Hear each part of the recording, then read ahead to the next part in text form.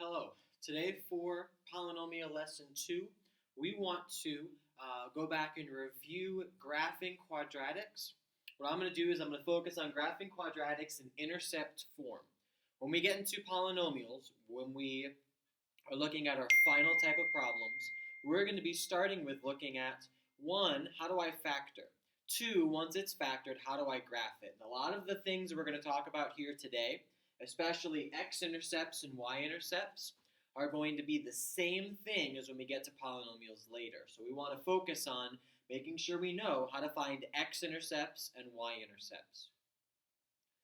Now what's nice about this is that x-intercepts, and we've talked about this a couple of times, but x-intercepts are just the opposite numbers from whatever is inside of our parentheses. We find those by looking at one parentheses equals 0 and the other equals 0. In fact, that's the exact same way we found zeros in other sorts of problems. In fact, what we did yesterday.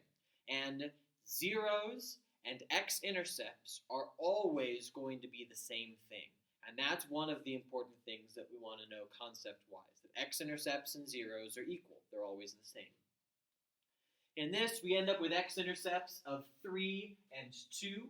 So 3, 0 and 2, 0. Make sure you put them in their own separate points because it's tempting to try to make this into your vertex, but it's not. It's your x-intercepts. X-intercepts on our graph are the place where it touches the x-axis. So if we've got 2 and 3, those are going to be our two x-intercepts here. The key to remembering how to find these, if you're not sure, if you're running into some issues, x-intercepts always have y is 0. So if you need to, plug in 0 for y and solve. See what you get algebraically, and that will give you your x-intercepts. On the opposite, the y-intercept is always what happens when I plug in 0 for x, the opposite one. It's always 0, something. And so if I go to my equation up there and plug in 0, and I actually plug it in and evaluate, if you need to pause at this point so that you can check it on your own, which I suggest if you're not sure where each step comes from, plug in 0, see what you get. You can do that at this point. But the answer that we're going to get is 6. And so that means that our y-intercept is 0, 6, this point up there. That gives us 3 good points to draw our parabola. The only thing we still need is the middle point, the halfway point, our vertex.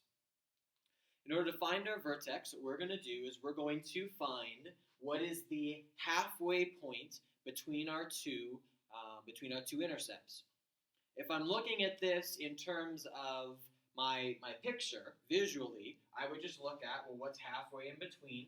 It's about 2.5, and so that would be where our vertex is. And I take 2.5 and I plug it in and find y. 2.5, something. Algebraically, what I would do is I would look for, well, what is the average of those two numbers? If I take 3 and 2 and I add them together and divide by 2, what is the answer that I get? The average will also tell you algebraically, numerically, what is the middle, and that's going to be 2.5 as well. 5 divided by 2 is 2.5.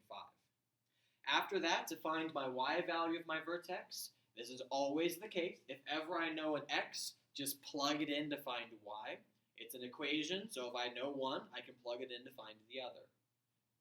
So if I plug in 2.5, I'm going to get the answer of, and again, you can do this on your calculator if you need to, but I get the answer of negative 0.25 as my y value, which means that my my vertex is right there at about that point. We're doing this in decimals because it doesn't have to be perfect. The graph is already a sketch, and so you don't have to have the exact right point, which is why, that's about negative 2.5, but don't freak out about trying to get the exact right decimal.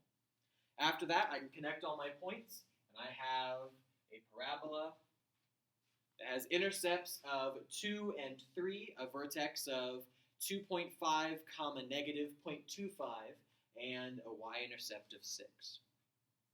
I can do the same thing on my next problem here. I'm looking for what are my x-intercepts, And I look at my first one, I say, oh, it's the opposite, so it's -5. And it's tempting to do the same thing with the second one, but this is where we need to go back and look at what we did yesterday. To find the 0 when there was a number up front, I would take my equation and solve for x, and I do the same thing here. Even though it's a graph, it's still the same idea. Zeros and x-intercepts are the same. And so I solve, and I get 2x equals -1, and x equals -1/2. And so my second intercept, let's turn it into a decimal, it's -0.50. And that's something that's a little bit different than what we've done before. We haven't had decimal intercepts yet. This is where the numerical way to find our vertex will really come in handy. From here, what I do is I take these two values, those are my two x-intercepts, -5 and -0.5. My y-intercept, remember, is if I plug in 0 for x and evaluate. In this problem, that's going to give me, if I plug in 0 for my two x's, 2 times 5 is 10, times 1 is still 10. So my y-intercept is 10 here in this case. So my y-intercept is 0, 10. It may not show up on my graph, and this is where on our test a lot of people struggled finding the y-intercept when our graphing calculator didn't tell that to us. The way you can always find it numerically is plug in 0 for x and find what is your y value. If you do that, that will give you the point even if you can't see it on your graph, even if it's way up here. Last thing I want to find is my vertex. Numerically, graphically, that's kind of difficult because you already have a decimal here. So my suggestion is plug it in to find the average between your two x values, between -5 and -0.5. That's where you add them up and divide by 2. You get -5.5 over 2, which is -2.75. And then to find your vertex, I would use a calculator at this point. You're already looking at some weird decimals here. I'm going to do that here for us now, if you give me 1 second. I get the answer of -20.25. This is a very low vertex here. This is a very tall graph. This might be where you want to find some of these numbers here before actually plotting your graph, because you might see that some of your points don't really work if I don't know what my highest and lowest values are going to be right off the bat. But my vertex is -20.25 here. And so what I would do is I would either change my graph to find where it's going to be down here.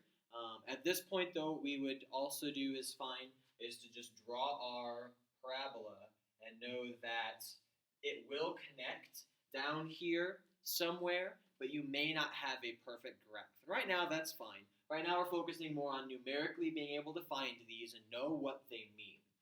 Again, my middle point is going to be along this line, and it's going to be down around here, because that's how low my graph is going to go. So try to make it to where your graph looks like that, or change your scale so you're counting by tens or something. That way you can have a good picture of your graph. And again, look at Desmos as you're doing these problems. Use that to check your work. That's going to be very valuable when we start graphing harder problems. Our last one here, we're going to do the same thing. I encourage you, pause this for a second, try this example before we do it, and actually see if you get similar results to what we get. To find our x-intercepts, what we would do is we take the opposites of the inside. If there's a number, we do have to solve algebraically. That gives us the x-intercepts of 1 and, 3x plus 4 equals 0. Gives us 3x equals -4, or x equals -4/3. And since we're graphing, decimals are going to be okay, rounding is going to be okay.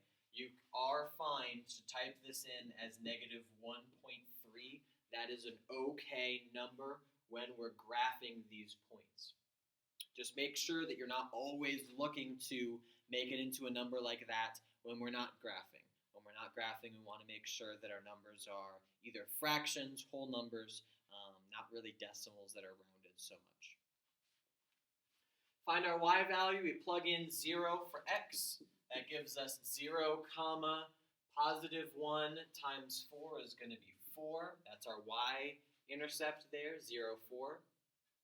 And our vertex, we find the halfway point. That's going to be 1 minus 1.3 over 2. Negative 0.3 over 2 is negative 0.167. It's not going to be a perfect spot. In fact, that's not a perfect number, and that's okay. When we're graphing this, if you can get close, that means that you're on the right track. From there, I take this number and I plug it in to find what is my y value. Once again, I'm going to do that on my calculator. Just plug in these numbers and make sure that you get it. I'm going to have, I get 4.08. And that's going to give us our last point.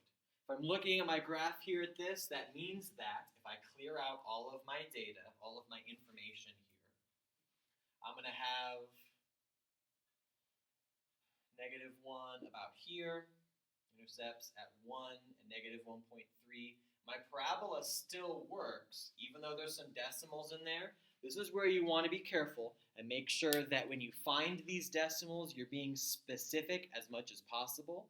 If you start to feel like your answers are wrong, double check your work on Desmos, and always make sure that you know the algebraic and numerical way to find these, not always just looking at it visually, because especially when we get into polynomials, we're going to have some problems that don't really work just numerically. We need to know the algebra behind it.